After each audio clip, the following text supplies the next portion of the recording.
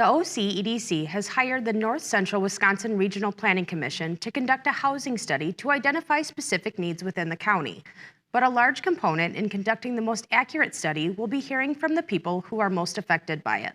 All of us know that housing prices have gone way up in the past few years, especially. So there's concern and how that affects, the ability of employers to recruit workers to the region and, people who want to work seasonally or live seasonally.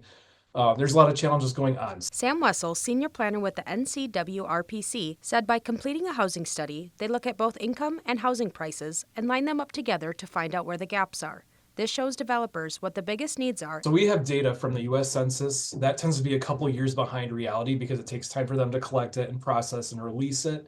There's also Wisconsin Realtors Association data, which is in more real time, and that reflects sales prices, but that doesn't have rent prices in it. Although this is helpful data, it ultimately doesn't give them an idea of what people's ideal needs are, things that are not reflected by just the numbers. For example, maybe you have a bunch of affordable housing in a community, but it turns out a lot of that housing is run down. And so by the time you actually buy it, you have to sink in all this extra money to bring it up to standard again. They also cannot tell from census data who is currently renting with the intent to buy or who owns but maybe are looking to downsize. So we get more of a sense of people's preferences and then their frustrations. And, they're actually going out and looking for this housing, but what do they keep running into?